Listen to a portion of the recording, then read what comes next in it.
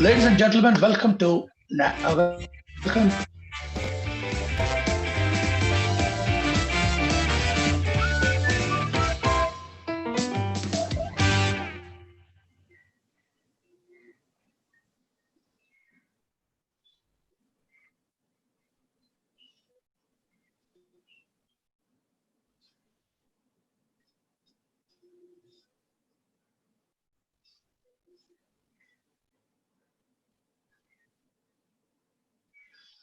Hard Talks. Ladies and gentlemen, welcome to another Talks. Hard Talks, as you know, is a weekend program that we have every week for you. Uh, uh, uh, um, People who have done human service in any field, and it could be in the field of entertainment, music, singing, or we also have recognized people who have gone beyond uh, the line of business in doing work for the people during this pandemic. Today we have entertainment, we have music for you, and you're going to love it. It's going to be a rocking music from none other than Nash Naubert.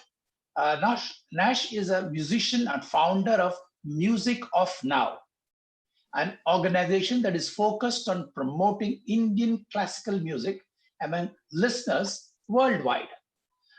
Nash has mastered the technique of playing the bansuri, that is the flute as we call it, or the bansuri as we call it in Indian, an Indian bamboo flute in the world of Hindustani classical music.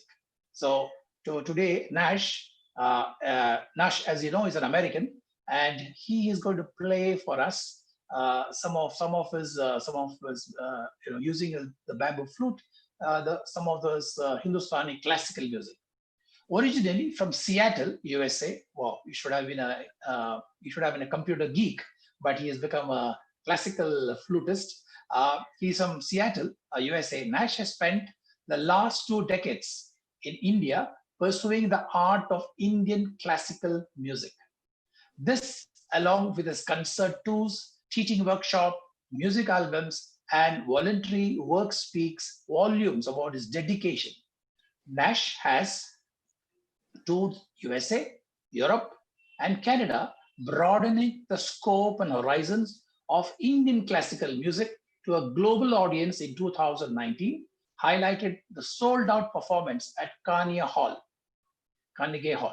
Nash Naubert was chosen for TEDx talks, okay, that's in Mumbai, to speak about his musical journey. He was awarded the Musicians Federation of India Award 2019 for excellence in Indian classic music. So, ladies and gentlemen, be get ready for a rocking performance from Nash. Please join me in welcoming Nash. Good afternoon, Nash. Welcome to our show. Hi, KK. Nice to be with you. Yeah, same here. So we look forward to having a good rocking musical session. Yeah, Nash, if you do something, if you excel in music, you've got to be passionate about it. There's no doubt about it. Anyone who's passionate about music or any of the entertainment form, that he reaches his goal.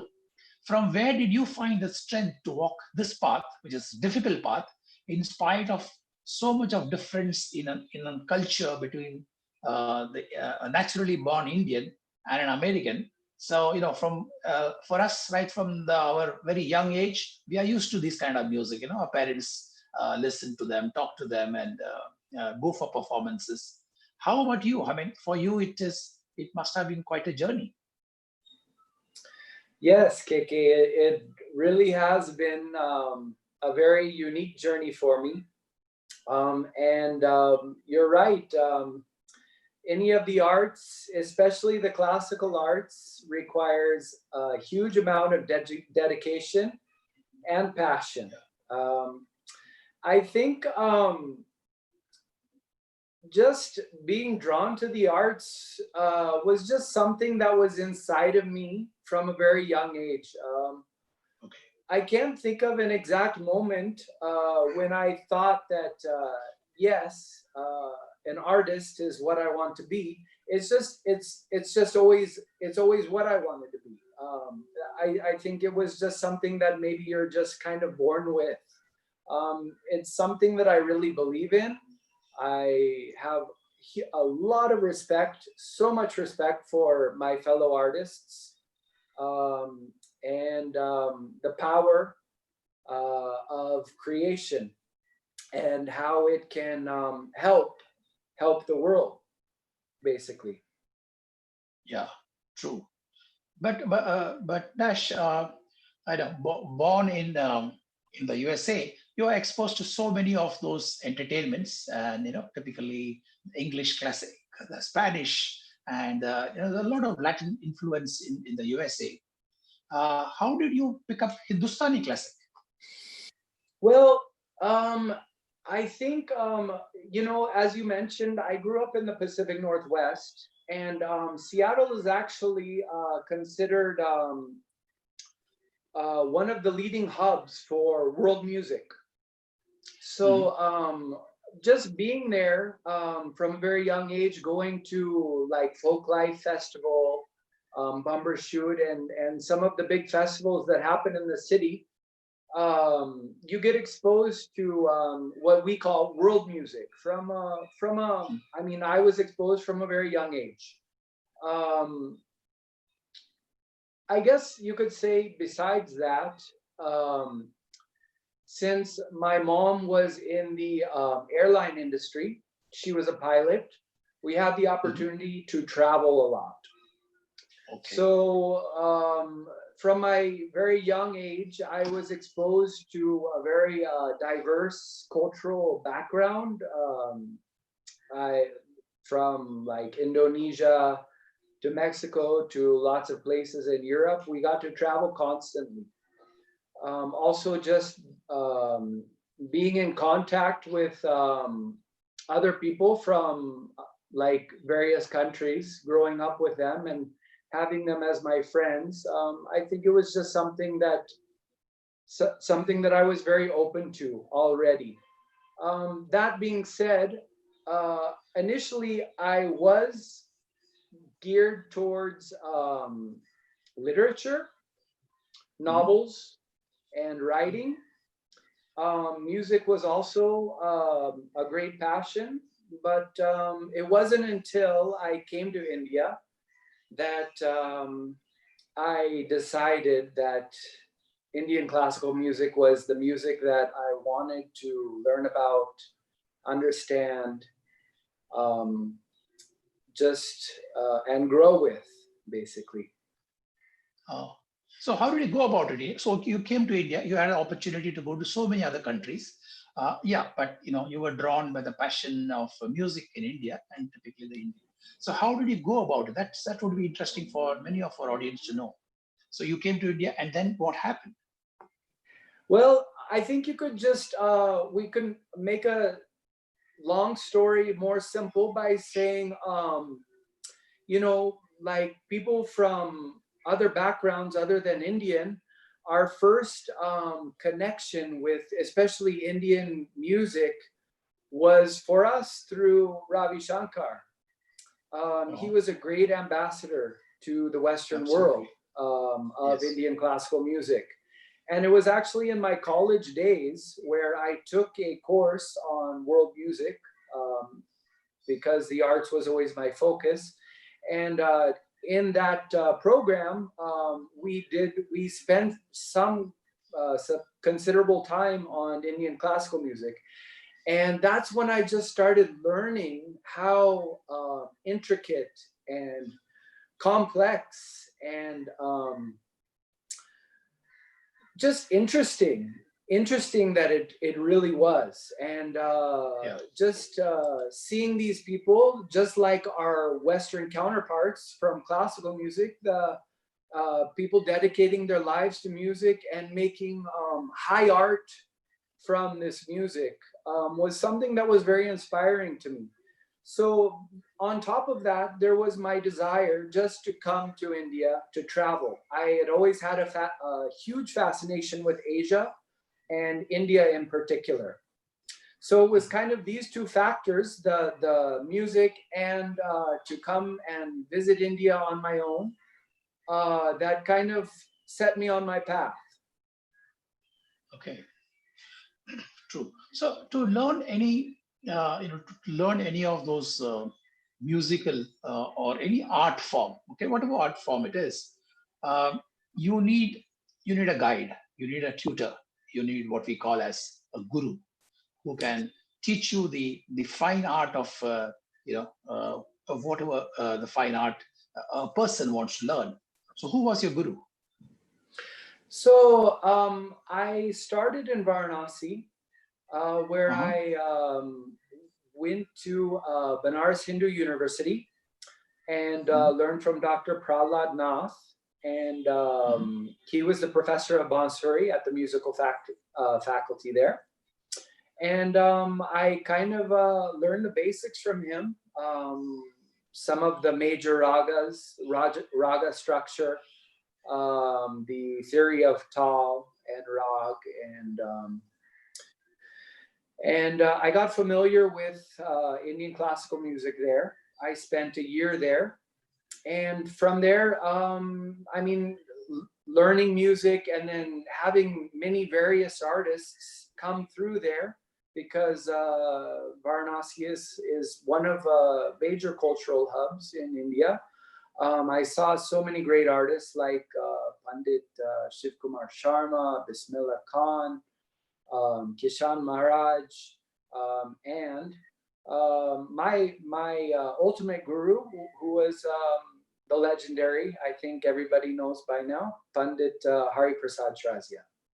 So being there and seeing all these fantastic artists passing through, with these all-night concerts that they used to have at that time, that's happening less and less these days, sadly, but it just was it just, for me, that's something that you don't have in the West, all night concerts and celebrating these great 3-4 day festivals, and just music all day long.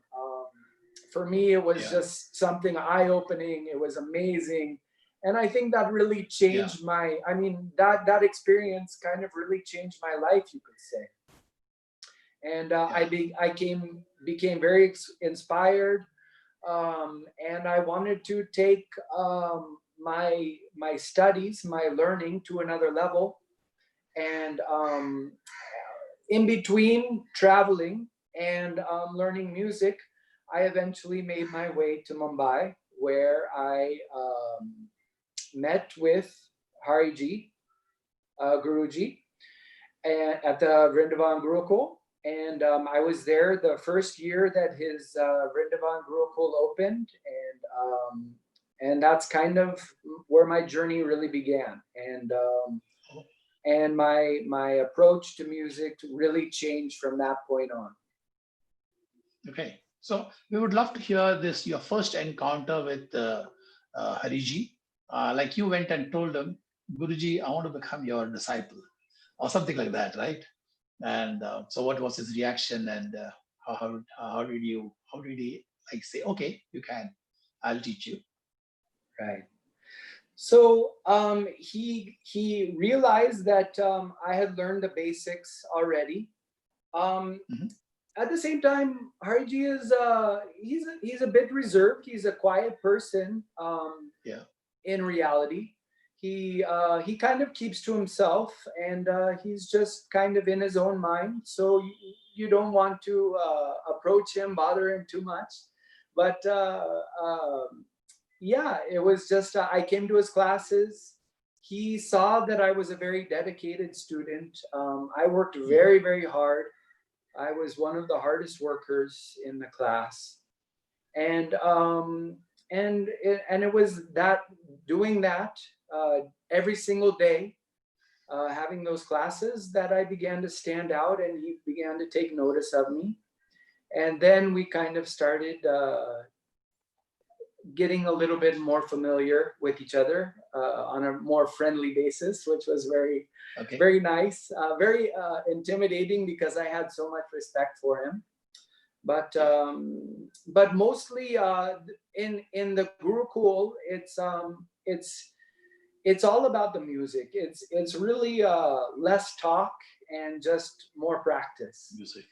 So that's kind of how it went. Oh, that's good. That's focused attention, focused on music. So, it's said that the Indian classical music is all about ragas, right? And right now, the Malhar could be one rag, which is because we have a monsoon, right? It's already started raining again. Right. So we would like to hear your composition, your something, if you can play the flute on the raga Malhar. But before that, let me welcome all my participants across YouTube and other social media channels.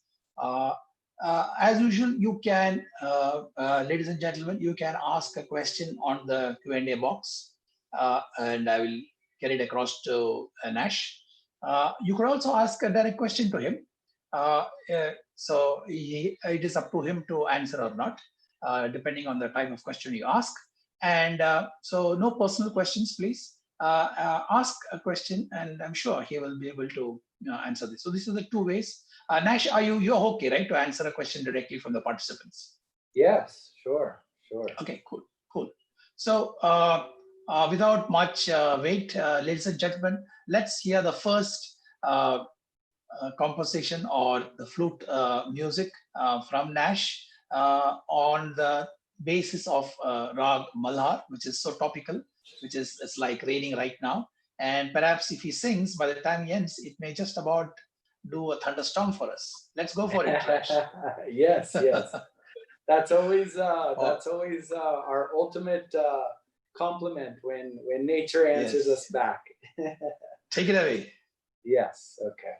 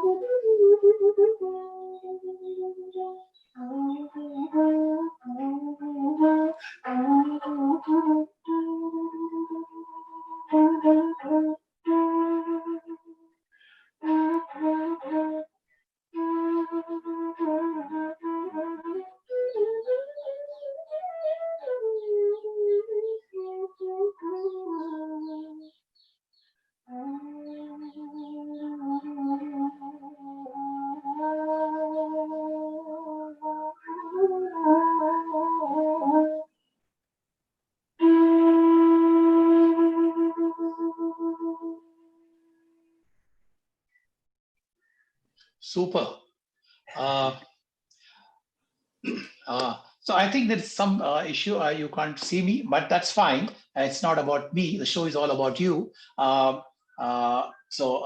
long as you're seeing that, that's great. As long as you can hear me, Nash, that's fine. You can hear me, right, Nash? Yes, yes, I can hear you. Thank you. Right. So until that is corrected, you had an opportunity in Seattle. You had world of music coming over there, and yet you took to the Indian classical music. So, what is the best part of the Indian classical music that attracted you? I think it's complexity. Indian classical music is as nuanced. The theory is as involved and complex as any of its other classical music counterparts in the world. That includes Western classical music. I think I don't know. I wanted to do something different with my life. Actually, I didn't want to just kind of follow the same route that other people in my position would take. I kind of wanted to go out of my comfort zone and learn something very special. And Indian classical music has everything that Western classical has. I almost kind of think of Indian classical music and Western classical music as kind of like yin and yang, where Western classical is like completely about harmonies. It's modal. Whereas raga music is more completely about the melody, and it's tonal. So just this approach, just the fundamental approach, is just completely, exactly polar opposite of each other. So I think they're opposite, but they fill the space of what music is. What humans, how humans create music. So I really just I think maybe just kind of this was a long-term process, actually, you could say, but after all these years, I'm just kind of just beginning to, I'm realizing just Indian classical music has a place on a global scale, and it doesn't have to be a cultural thing at all. I mean, like, let's take chess, for example. Chess, as most of us know, was invented in India thousands of years ago. But anybody in the world plays chess, and nobody considers its origin anymore. It's just chess. Yeah. It's not It's not an Indian game. It's not, it doesn't, it's not only Indians play it, everybody enjoys it. So music is exactly the same thing. And that's where I'm just trying to, through my work, through my foundation, through my lectures and workshops that I do all over the world, I'm just trying to show people make Indian classical music accessible and show them that it's something that anybody, no matter what your background is, can appreciate. And it's something, it's just such an amazing art form. And I think, I mean, it's a full package in itself. There's a lot of things that we need to do to get it to the place where ideally it belongs. But those are minor things. What we do know is Indian classical music is, it's classical music. It's a classical art form, and classical art forms don't mean old, ancient. They're not for old people. Classical in this sense means it's timeless. It transcends time. It transcends culture. It transcends language. That's what's so amazing about classical arts. They have that ability to reflect each human's humanity to themselves, and it kind of shows us who we are on our basic, on our most basic scales, I guess. You know,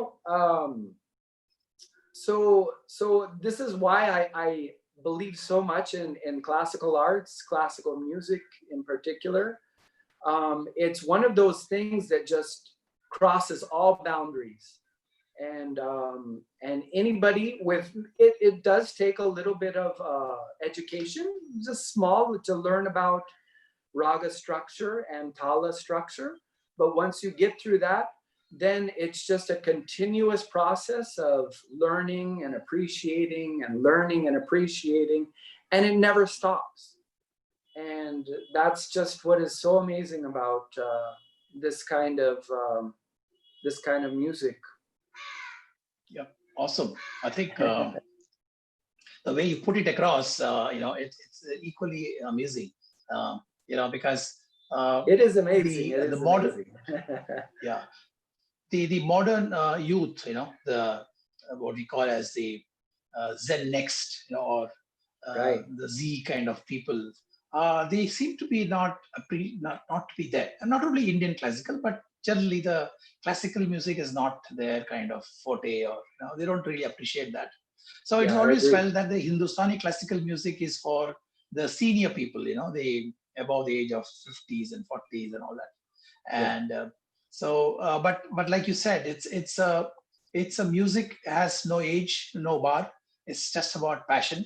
It's just about liking something, and you know, and you walk that path. So while talking about it, you walked that path. You took that music. You took the Hindustani music as your passion, and you said, okay, I'm going to excel in this. So were you ever? I'm sure you had tough times pursuing your training, because it's not easy. It's complex, as you said. And anytime you felt disheartened and wanted to say, okay, let me go back and, you know, go back to my comforts of my house in USA. Why am I struggling in Varanasi and Mumbai? Now you're asking the tricky questions. Yeah. Yes. I mean, I think anybody who decides to follow their passion is met with resistance, whether it's from outside of them or from within them. There's a lot that you have to go through emotionally and physically, because a lot of times it just is, it's you're forging a path that really hasn't existed before. So what comes with that is there's a lot of self-doubt, there's discouragement, there's pain, there's depression, and I mean, I respect artists all the more for going through that and still standing. But you're right. I mean, for me, I'll be very honest. It's been an incredibly challenging journey. But it's something that I deeply believe in. So you know, like when you have that kind of a belief inside, I mean, it's not something that you can let go of, because it won't let go of you. It's not even about me anymore. It's what's inside me. It just won't let me go. So I'm just kind of bound to those whims and those, that kind of challenges. I mean, and then after time, if you kind of just surrender to it, I think surrendering just to your circumstances and just accepting where you're at, what you're doing, and kind of leaving all the baggage, the things that you can't control, just leave those behind. And especially in these times of coronavirus, I've really been learning to do that and just let go of, like before, like for me, I'm only speaking for myself, but for me, this time has, it's been very, I mean, I don't mean to, I'm just speaking like honestly, but for me, it's been quite nice. Like it's been very educational for me. I've been able to easily filter out all of the outside noise, and just daily get into a routine, and I'm just focusing on my music. I'm not concerned what other people are doing.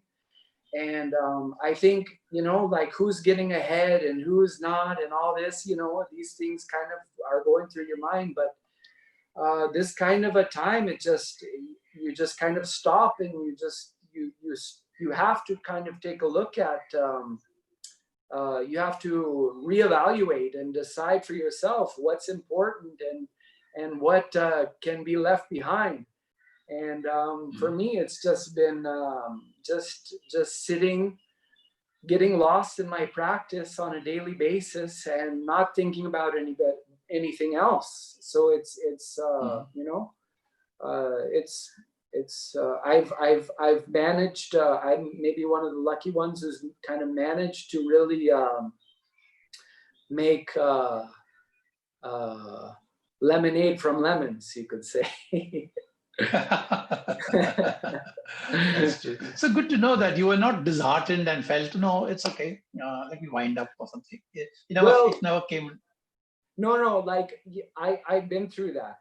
I think a lot of artists can be very sensitive. So I think that's, we're always kind of thinking inside. We're always trying to solve problems. We're thinking about our art and how do we improve and what needs to change. So what comes with that is other thoughts, like any other thoughts and feelings that kind of that come up just by habit, and you kind of you tend to dwell on things a lot, and I think that's a human thing, but I think artists especially can get into that. So I mean, I've been through that. It's like I said, it's not been an easy path, but it's worth it. It's worth it, because Indian classical music is so it's just such a magical thing. It's something that really the world can appreciate. And I think, as you said, the younger generation, I really want to kind of reach out to them and just show them that just because it's different, or just because it's been around for years and years, or generations and generations, that's actually more of a strength than it is a detractor. It's what you start to learn is it's this kind of music that goes back hundreds of years. It brings you into a sense of society and humanity, where you realize that people many years before you were enjoying this exact same music, and it hasn't changed. And it's those things that the music does to people that are the really important things in life, that that kind of remind us what it means to be human.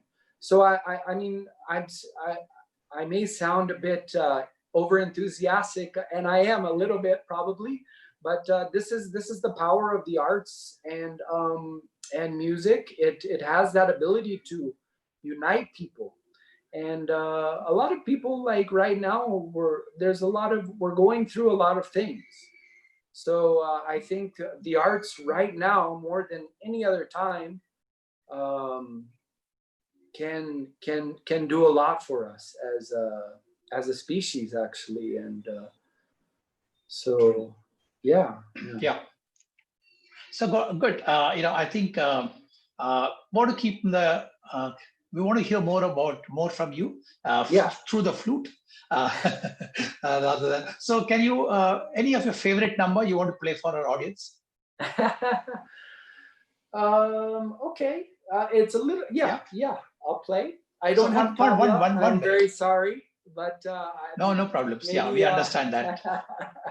Yeah. So 1 minute before you start, ladies and gentlemen, please, if you have any requests, please put it across and on the Q&A box, so we can request Nash to see if we can play that on the flute. Yeah, with only a flute, there could be some limitations, but that's okay. You could definitely ask and put in your request. So go for it, Nash. Your Okay. favorite. Yeah, I'll just I'll play something a little bit on the lighter side. How's that? We'll play just a little Pahari alap. Okay.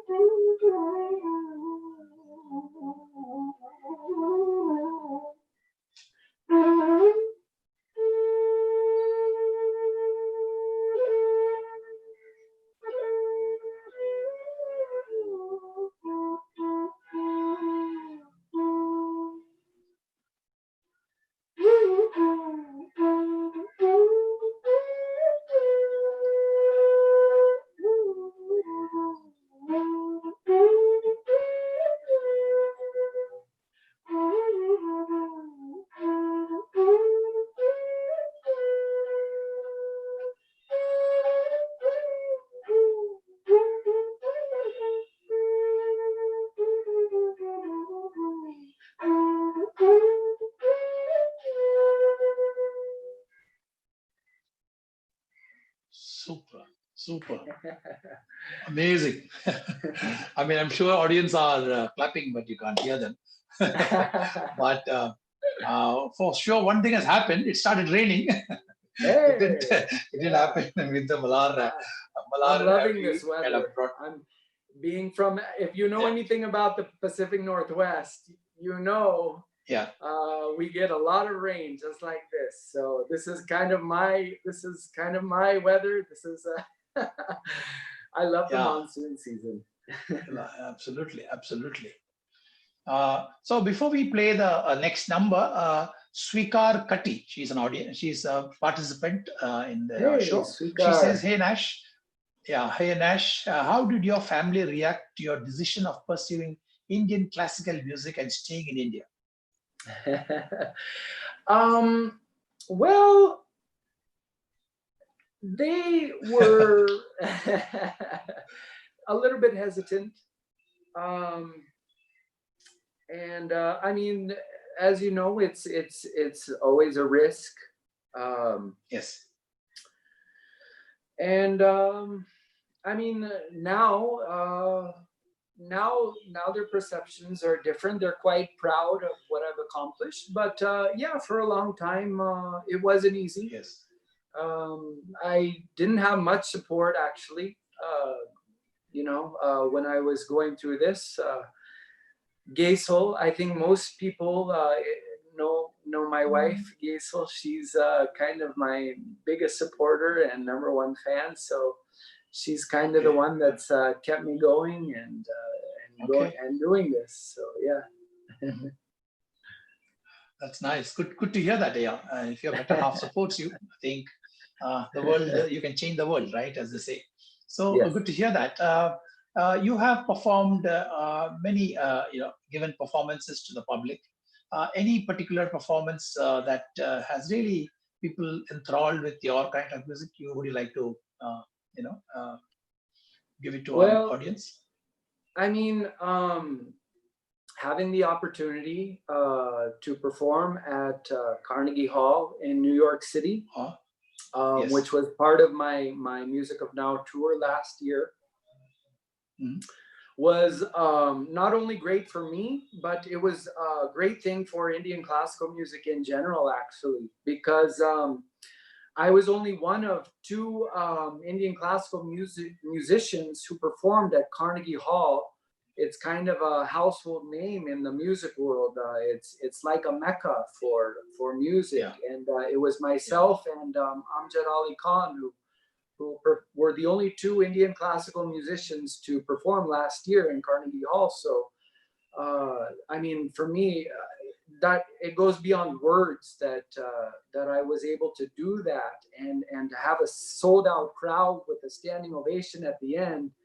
I mean, that you can't ask for anything more than that, you know.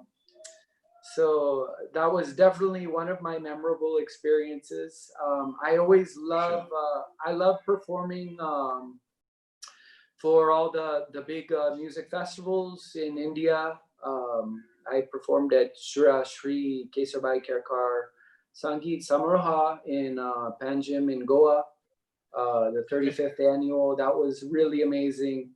Um, I mean, every concert has been amazing. Touring in Europe with my good friend and tabla player Mukesh Yadav, we had such a wonderful time. Okay. I mean, I could just go on and on. There's anything that comes up, I could talk about it. So Okay. Okay. every artist, the best experience for them is just to be able to be on stage and hone their art and to showcase their art to a live audience. There's nothing better than that. With a good sound system, it's the best thing that we could wish for. Excellent. So let's hear one of your, which one of the performances that you did, which enthralled the audience.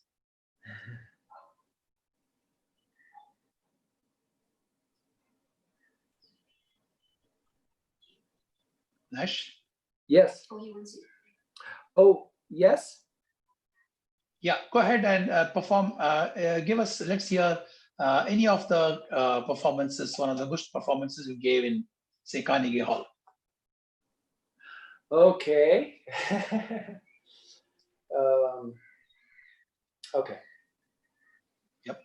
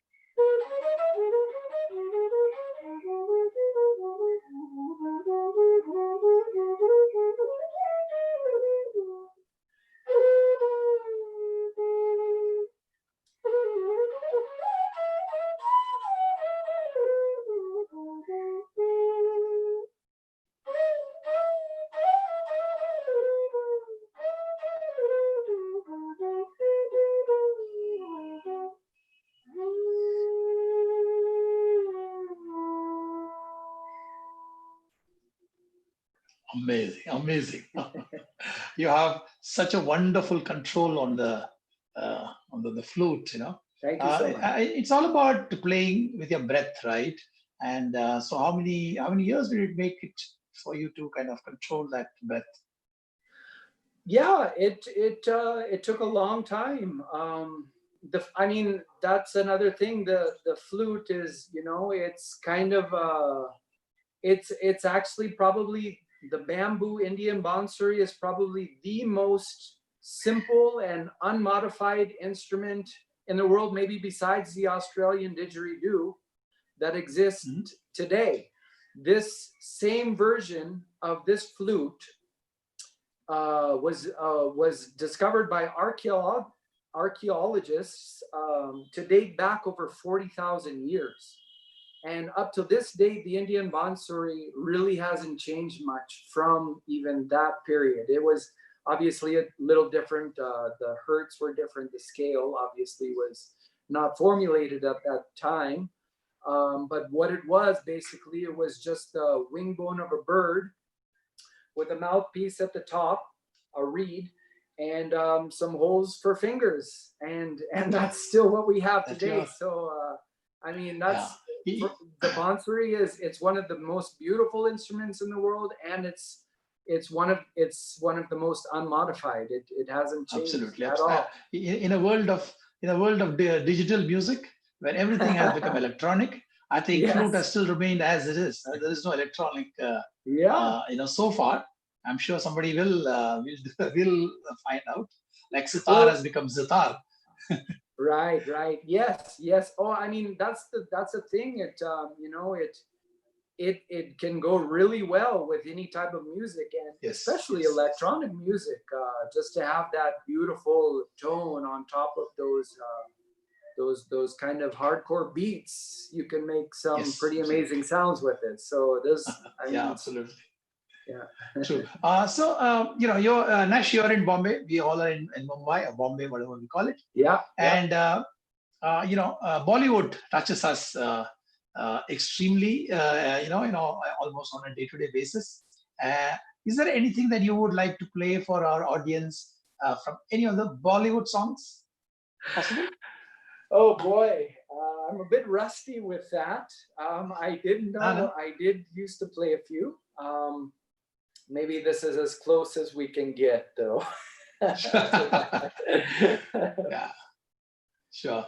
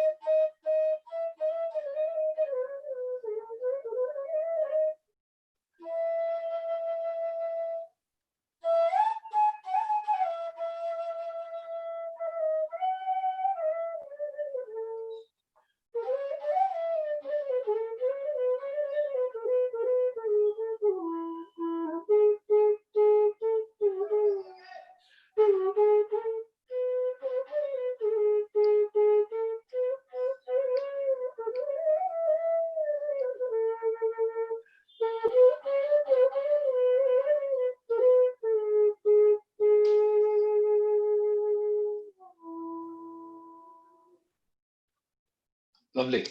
That's another great one. That's by Snadi Janito. Yeah, Not exactly that is nice. Bollywood, but Yeah, that's okay. I mean, it's also used in Bollywood in many. So it's a very, very popular number. Yeah. We had a good music on Malhar, good flute music on Malhar. Any other kind of a little fast one? Can you play it for us? Some any fast number? yeah.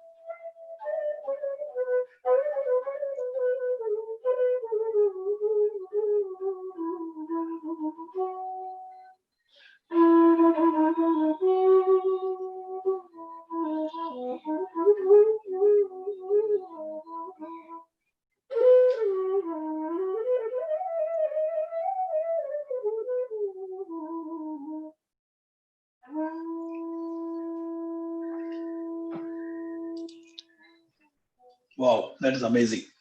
Thank you. Good to hear that, Nash.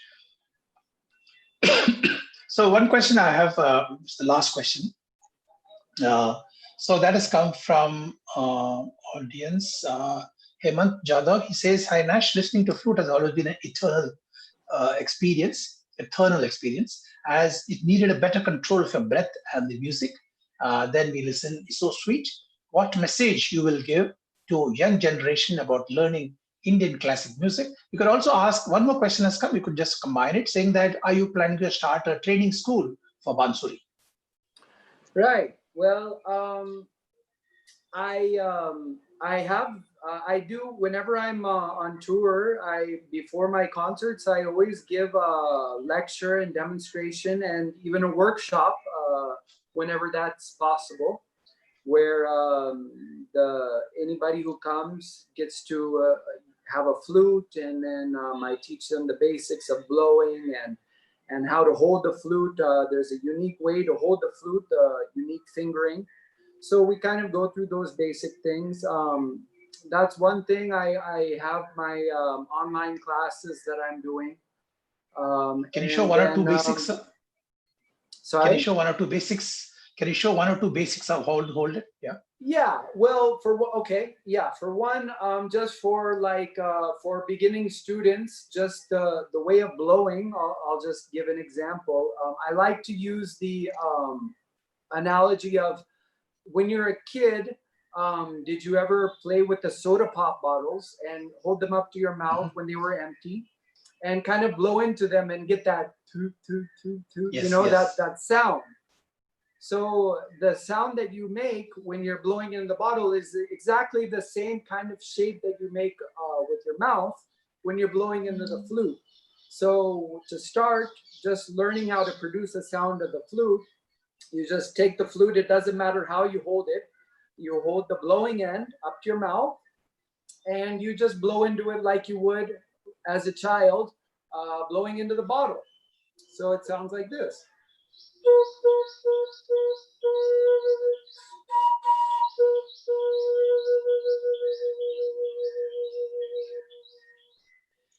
And as far as fingering goes, because I'm teaching adults and children, we're always using different keys to work with because of the size of the hands. On a professional E-based flute, you actually hold you put the keys on the middle segments of your index finger and your middle finger, and on the third finger, the ring finger, it goes on the tip.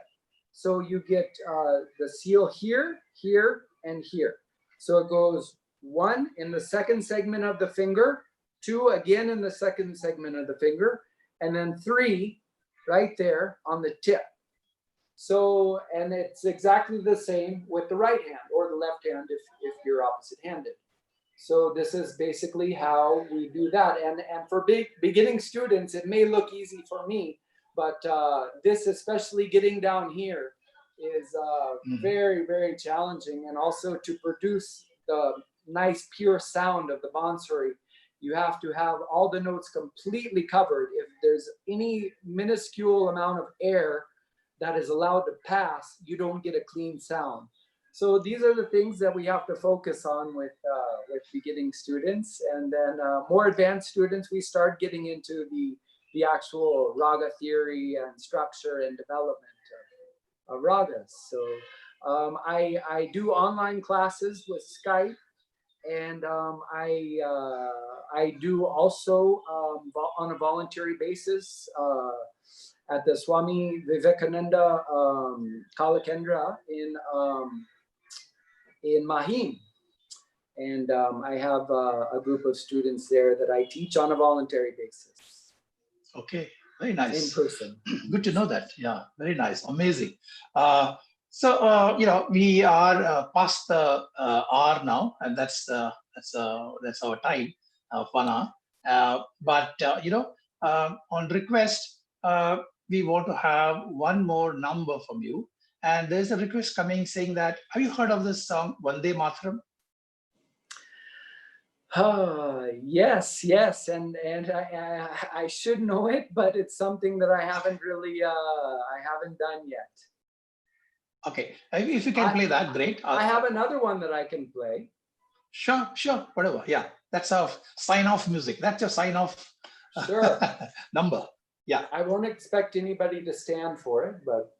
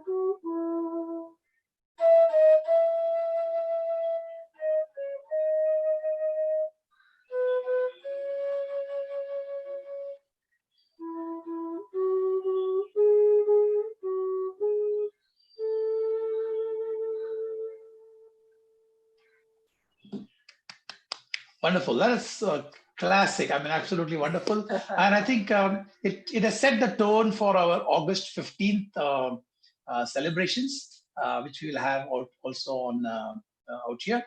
So we'll definitely remember you. You have played a wonderful the music that is required for that particular day. Yes, yes, that's coming up very soon. Right, right.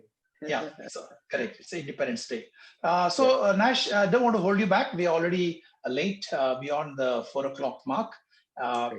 Thank you very much for coming, spending good time with us. We really enjoyed listening to you, listening to the flute. I mean, it's a time is short for all such events, and there's so much to ask. I still have quite a few questions to ask you, but that's it. But we wanted to hear more of music. There are participants wanting to ask you questions, but I said no, I can't ask more questions because you want to hear music. Then perhaps listening to Nash, if I may say so. So thank you, Nash. That was wonderful of you to come spend this time with us, and we look forward to hearing from you very soon. And wish you a great evening ahead of you. Thank you so much, ladies and gentlemen. Thank you very much. Thank you so much. Thank you, Heart Talks, and thank you, audience, for tuning in. Thank you. Thank you very much. So, audience, please join me in thanking Nash, and wish everyone whoever is here a good evening. Thank you very much. Bye-bye. Thank you. Bye-bye.